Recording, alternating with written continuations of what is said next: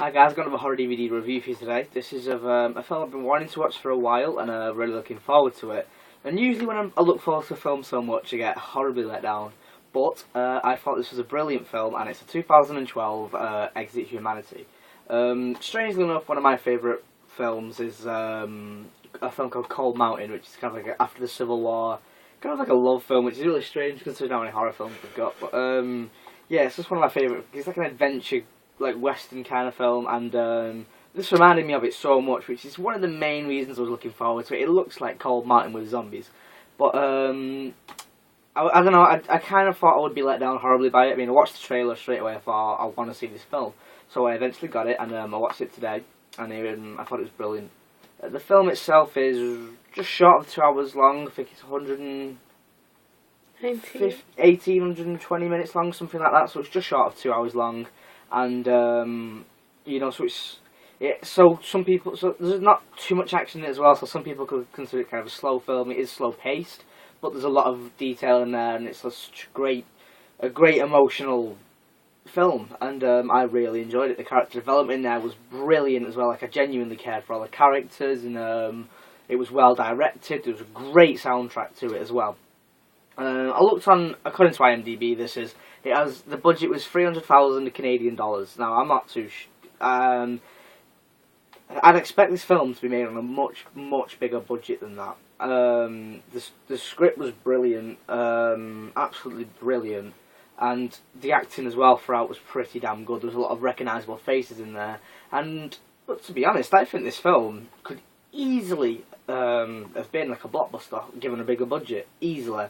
I think it was good enough to be a blockbuster, basically. Well, the names in there, it stars Mark Gibson. I don't know him from anything, and I looked on his IMDb. He's not been in much at all, really. But you couldn't tell. He seemed, he was a good actor. He looked the part. He looked brilliant with his leather jacket on his beard and long hair. He just looked so cool. And Dee Wallace, she's in so much to talk about. There's the Halloween remake, House of the Devil, all kinds of things. The first Howling. There's so many films that she's in. Bill Moseley as well. A lot of the Texas Chainsaw Massacres, including the latest one, Texas Massacre. So I think what else?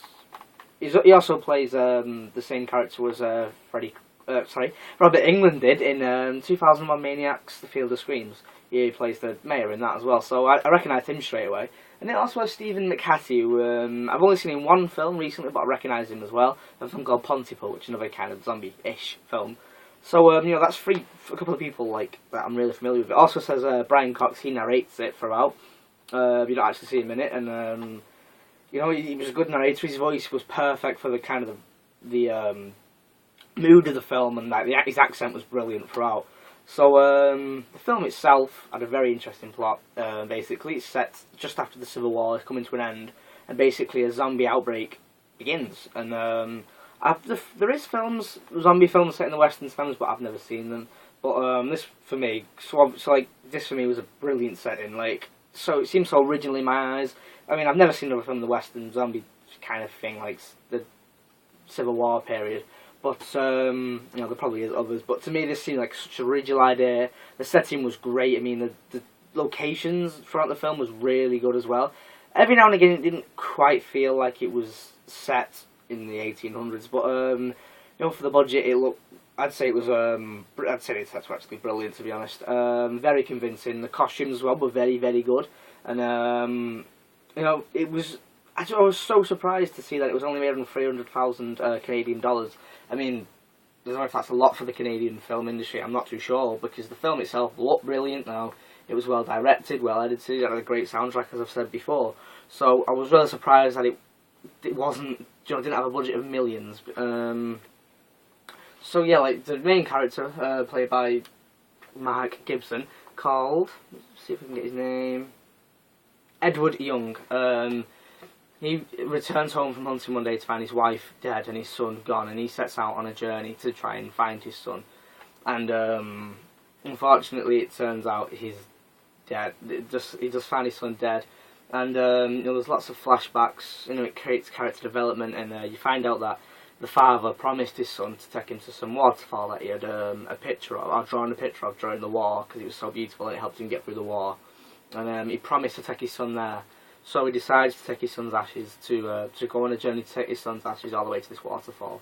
And you know, it's like such a great journey for the character as well. Like he struggles, like humanity. I think exit humanity. The words there are used twice throughout the film, and it's all about humanity. The main character trying to keep his humanity, and you know, it was really interesting and a very good plot and a great character development. I really did care about the characters.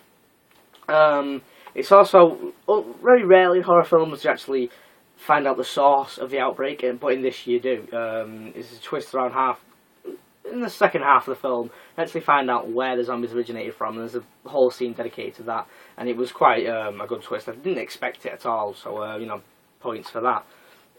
One problem with the film that some people may find, it didn't bother me, is there's not too much gore. It doesn't show the zombies being, like, for example, if he's bludgeoning a zombie to death, it doesn't show the skull splattering, which is something you're used to these days in modern films, but it doesn't do that. But it didn't bother me because I wasn't watching this for gore. Like, I ended up watching it for the storyline, which is in itself a brilliant thing. Because, you know, often if you're just watching the gore, you're not too engaged in the storyline. But it was the other way around, and you know, brilliant. So overall, I'm giving this film a 9 out of 10. It was almost the perfect film for me. I don't really think I have any bad things to say about it. There's actually one thing worth mentioning, if I can find it good.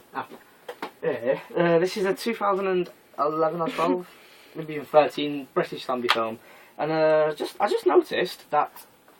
Can you see that?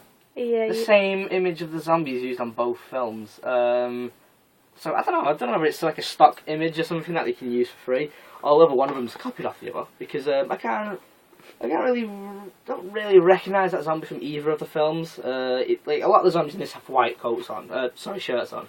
Because that's kind of like what they wore at the time. So I'm assuming it's originally from this. This film's older than this, so it does seem like this film kind of copied off that one, which is kind of weird. But it's just a strange little side note.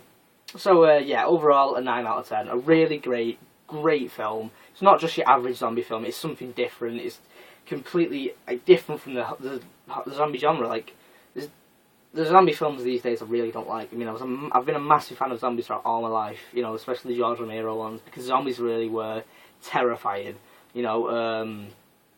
These days, zombie films are too action-packed for me. Zombies don't pose enough of a threat, but in this, the zombies were good. The effects for the zombies as well was good.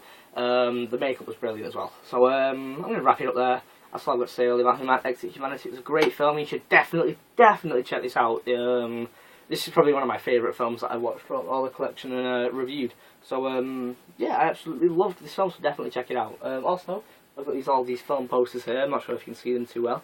But, yeah, that's just something else I decided to add to behind the collection. It's something cool to look at as well. And that's what I'd mention as well. So, thank you for watching, and that's my review for Exit Humanity.